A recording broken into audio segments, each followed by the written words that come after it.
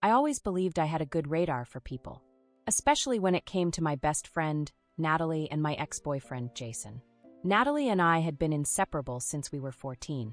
Sleepovers, heartbreaks, graduations, we went through it all together. And Jason? He had been part of my life for nearly 3 years before we broke up. The breakup wasn't explosive. It was more like a long sigh. Jason said he felt like we had grown apart, and I couldn't deny it. We cried, hugged, and promised to stay friends, although deep down, I knew we'd drift away like most exes do. Natalie was there for me the entire time.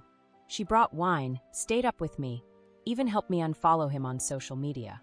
"You deserve better," she had whispered while rubbing my back as I sobbed into a pillow. But a few months later, something started to feel off. Natalie stopped answering my messages as quickly. She canceled a few of our weekend plans with vague excuses. "Work is crazy. I'm just tired." Family stuff. And when we did hang out, she seemed distracted, like she was constantly somewhere else. I tried not to take it personally. People get busy. We're adults. But the gut feeling that something was wrong kept growing. The real clue came one evening when we were supposed to go to a movie. She texted me last minute that she had a migraine and needed to rest. I was already dressed, makeup on, popcorn cravings in full swing. Disappointed but understanding, I stayed home. Until I opened Instagram later that night. Jason's story popped up. I tapped through it absent-mindedly, a sunset shot, a selfie at a trendy rooftop bar. And then a video. It was quick, maybe 2 seconds, but I saw it. A flash of a girl's laugh. A familiar hand reaching for a drink. A voice that sounded exactly like Natalie's. I watched it again, and again. I even turned the sound up and held my phone closer to my ear. There was no face, but I knew that laugh like I knew my own. I told myself I was being paranoid, that it could be someone else, that Jason had other friends. And yet, the knot in my stomach only got tighter. I decided not to say anything, not yet. I needed more than a blurry voice in a story. But from that moment on, I started paying attention, watching them both, listening, looking for patterns. And I found them. Natalie would disappear every Friday night. Jason, who hadn't posted in months, suddenly became active again, mostly late at night. And when I finally asked Natalie outright, "Hey, you and Jason haven't talked, right?" She laughed just a little too hard and said, "God, no. That would be so weird." I wanted to believe her. I really did. But now, I couldn't shake the feeling that the two people I trusted most were lying to my face. And I was about to find out the truth, in a way I never expected. I couldn't sleep that night. Every time I closed my eyes, I heard Natalie's laugh. Saw Jason's hand brush past hers in that short Instagram clip. My brain played it like a broken record, looping again and again with increasing suspicion. I told myself I was being ridiculous. Natalie would never do something like that. We had a pact, the kind of unspoken rule that true best friends follow without question. Never go near each other's exes. Ever. But I needed clarity. So I did something I'm not proud of. The next time Natalie canceled on me, I decided to test something. I sent her a casual text. "Hey, feeling better? Want to do brunch tomorrow?" She didn't reply for hours. In the meantime, I checked Jason's social media again. Nothing suspicious at first, until I saw his location tag on an older post that day. A quiet cafe about 25 minutes from Natalie's apartment. A place neither of them ever mentioned liking. And then the kicker. A blurry photo someone else had posted and tagged the cafe in the background, clear as day, Jason and Natalie sitting at a table together. No kissing, no hand-holding, but side by side, close, smiling, sharing something. My stomach dropped. When Natalie finally texted back, "Sorry, been asleep all day." I feel awful, I knew. I sat on the edge of my bed for a long time, holding my phone like it might explode. My heart was pounding, not from anger, not yet, but from disbelief. I didn't want it to be real. I didn't want to accept that she, of all people, could betray me like this. But I needed the truth from her. The next day, I asked Natalie to meet me for coffee. She agreed without hesitation, chirpy as ever, like nothing had changed. She arrived late, looking effortlessly perfect in that way she always had. She hugged me, asked about my job, and complimented my earrings. It felt fake. All of it. Finally, I couldn't take it anymore. "Are you seeing Jason?" I asked bluntly. She blinked. Once. Twice. Then smiled. "What? You heard me," I said. My voice was calm, too calm. "Are you dating my ex?" She let out a short laugh, the kind you give when you're cornered but trying to act cool. Where is this coming from? I didn't answer. I just looked at her. Hard. Her eyes dropped for a second. She picked at her sleeve. Then, quietly, she said, "It's not what you think. So that's a yes." Silence. Then came the excuses all at once. It just happened. We didn't plan it. We were talking as friends and one thing led to another. I didn't want to hurt you. I was going to tell you, I swear. Every word felt like another stab. And the worst part, she wasn't even apologizing, not really. She was just trying to manage the damage.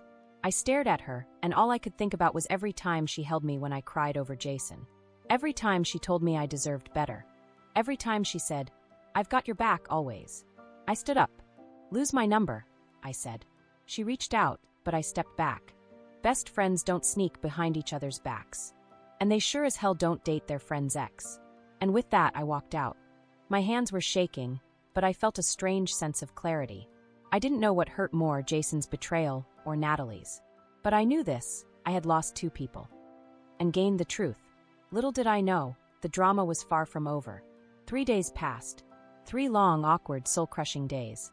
I hadn't spoken to Natalie or Jason since that confrontation. I deleted both their numbers, unfollowed them on every platform, and tossed every photo frame that had either of their faces in it into a box in my closet. But pain doesn't vanish just because you cut people off. At work, I went through the motions like a robot. At night, I stared at the ceiling, wondering how the people I trusted most could become total strangers. I didn't cry, not because I wasn't hurting, but because I was just numb. Then something unexpected happened. On a Thursday afternoon, I got a message from someone I didn't recognize. The username was unfamiliar. No profile photo. Just a short, ominous DM. "You don't know me, but you need to know the truth about Natalie and Jason." My heart skipped a beat. I almost deleted it. I mean, anonymous messages? Drama bait? But something told me to respond.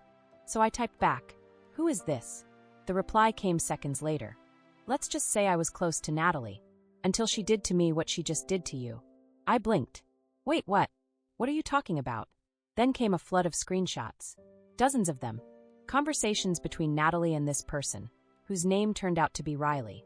Messages where Natalie trash-talked me behind my back, saying things like, "She's always so dramatic about Jason. She needs to move on already. Honestly, I think they were wrong for each other from the beginning.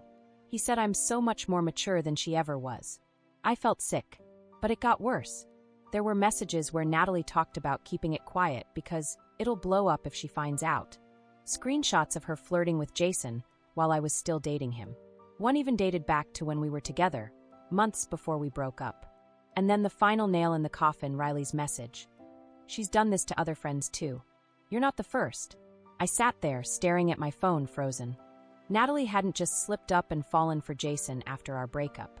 She had been planting the seeds of betrayal while pretending to support me. Whispering lies, playing both sides, manipulating emotions. It wasn't just a mistake. It was a pattern. Suddenly, the pain morphed into something else. Not just betrayal, but violation. Like my entire friendship had been a performance for her benefit. Riley and I kept talking that evening. We even hopped on a quick call. They had been friends with Natalie since college, but their friendship also imploded when Natalie started secretly dating their ex. "She doesn't believe in boundaries," Riley said. "Only opportunities." That one sentence hit me hard, because it was true. Natalie saw love, loyalty, trust as things to be used when convenient, and discarded when they got in her way. By the end of the call, Riley and I were laughing in disbelief. Not because it was funny, but because sometimes the only way to deal with ridiculous heartbreak is to find someone else who's survived it. Before hanging up, Riley said, "You deserve better friends. And better men." "Same to you," I said. For the first time in days, I actually smiled. And while I didn't have a plan for what came next, one thing was clear. Natalie had played a game. But she had underestimated just how much I would change once I saw the truth. I'm not the kind of person who shares drama online. But that week, Natalie changed the rules. The morning after my conversation with Riley, I logged into Instagram just to distract myself. But the first thing I saw, a picture of Natalie and Jason, together, laughing, arms wrapped around each other, posted on her story with the caption, "Sometimes love surprises you, #worth the wait." The post had dozens of comments already. People congratulating them. Heart emojis. "You guys are adorable," messages. Some of our mutual friends even liked the post. And there was one reply in particular that made my stomach twist. Wait, is this the same Jason that used to date? Natalie had replied. Yep, but it was never that serious. Never that serious? I stared at my phone, trembling. We had dated for 2 years. He lived in my apartment for 6 months. Natalie had comforted me through our breakup, only to date him weeks later behind my back. And now she was rewriting history to make it look like I was never more than a footnote? It wasn't just the betrayal anymore. It was the erasure. And here's the thing, I had proof. Messages, photos, timestamps, everything. At first, I just typed up a long post, detailing what really happened. I didn't name them, but the timeline was unmistakable. I talked about how it feels to be betrayed by the people closest to you, how loyalty should still matter. But I didn't post it right away. Instead, I asked myself, what do you actually want to get out of this? And the answer wasn't revenge. It was truth and healing. So instead of blasting them publicly, I posted something more subtle, but powerful. A photo of me and Jason from last year. We were laughing, holding hands on the beach. I wrote, this was someone I loved, deeply. I shared everything with him, and I thought my best friend would protect that. But some people don't value boundaries or friendship. This post isn't about bitterness. It's about finally closing a chapter and turning the page with grace. No names, no tags, just truth. And the comments flooded in. Old friends reached out privately. People I hadn't spoken to in months were like, wait, is this about Natalie and Jason? Are you okay? This explains so much. One of our mutual friends sent me screenshots of their group chat. And let's just say, Natalie's carefully crafted fairy tale was already falling apart. People started connecting the dots. Her timeline didn't match. The story didn't add up. And when someone asked Natalie directly if she had started talking to Jason before he and I broke up, she went quiet for 2 days. Apparently, she wasn't as good at damage control as she thought. Then came the message I didn't expect. Natalie, you really didn't have to post that. You're making me look like the villain. I stared at it for a while before replying, me. You didn't need my help with that. She never responded, and I haven't heard from Jason at all. But something shifted after that. I finally stopped blaming myself. Because for weeks I'd wondered, was I not a good enough friend? A good enough partner? But now I knew. I had been loyal, open, and honest. And they had been opportunistic, secretive, and selfish. I didn't need closure from them, because I'd just given it to myself. I thought that would be the end of it. After my post, I didn't expect Natalie to ever reach out again.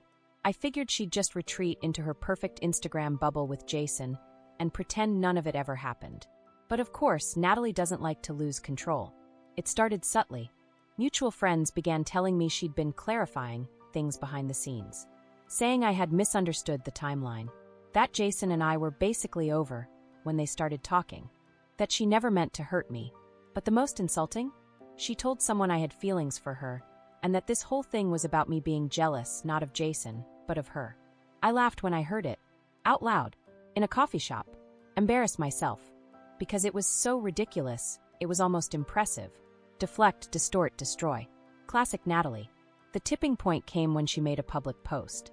She shared a photo of her and Jason at some art exhibit, writing this long, faux-deep caption about navigating complicated emotions and how true love sometimes arrives in unexpected ways, even if it's not understood by others. She ended it with, let people say what they want. I choose love. And peace. Oh, okay. Peace. After stealing my peace, she now chooses it. What infuriated me wasn't even the post itself. It was that people were starting to believe her version. So I did something I didn't plan to do. I commented. Just 5 words. Peace doesn't erase betrayal. It blew up. Within minutes, other people started replying. People she hadn't talked to in months came out of the woodwork. This is about, isn't it? Not you playing the victim. You really should have just stayed quiet, Nat. Natalie deleted the entire post an hour later. But it was too late. She tried to twist the narrative, and instead, she exposed herself even more. Later that day, I got another message from her, Natalie. You've made your point. I'm not trying to fight with you anymore. Me. Then stop rewriting the story. I lived it. You don't get to decide what it meant to me. She left me on scene. That night, I went through old photos again. Ones of me and Natalie. Birthday dinners. Girls' nights. Moments I had once considered real. I realized something. Natalie never apologized. Not once. Not a sorry you're hurt. Not a let's talk. Not even a I get why you're upset. Because people like her, they don't regret what they did. They only regret when it stops working. And Jason, he stayed silent through all of it. No apology. No explanation. Just disappeared into Natalie's curated world. That hurt too, but not as much as it used to. Because for the first time since all of this happened, I felt okay. Not healed completely, but stronger. I wasn't going to let their mess define my future. A few weeks passed after Natalie deleted her post. Things went quiet again. No drama. No new stunts. Just silence. At first, it felt like a void. Like a TV show you've been hate-watching for too long suddenly got canceled. There's relief, but also a strange emptiness. But slowly, that silence turned into peace. I started focusing on things that I had put off during the whole storm. I reconnected with old friends, the ones who never played games or chose sides. One night over drinks, my friend Mia said, "Honestly, I never liked Natalie. She always acted like she was the main character in your life." That hit me harder than I expected, because she was right. Natalie had always been center stage, and I'd let her stay there for years, even when the lights should have dimmed. It made me think, maybe this betrayal wasn't just about Jason. Maybe it was about me finally realizing that I needed to stop shrinking myself for people who only clapped when I was useful to them. A month later, I got a message from someone unexpected, Jason's sister, Emily. We were never close, but she was always kind. "Hey, just wanted you to know Jason and Natalie broke up. It got messy. Again, I'm sorry you went through all that. You didn't deserve it." I didn't reply right away. I just sat with it, so it didn't last. Not that I wished them failure. I genuinely didn't care anymore. But it felt like the universe quietly confirming. "See? You didn't lose anything." I eventually wrote back, "Thanks, Emily. That means a lot. I'm in a better place now." And I was. One evening, I was walking home from work when I passed a small gallery downtown. They were hosting a photography exhibit, so I went in on a whim. It was quiet, calm, the complete opposite of everything I'd lived through the past few months. There was a piece that caught my eye. A single chair in an empty room, sunlight pouring through a dusty window. The caption read, "Lonely isn't always bad. Sometimes it's just peaceful." I stared at it for a long time, then smiled, because for the first time in a long time, I felt free. Free from toxic friendships. Free from half-hearted love. Free from playing the cool girl who forgives everything. I didn't need Natalie. I didn't need Jason. I just needed me.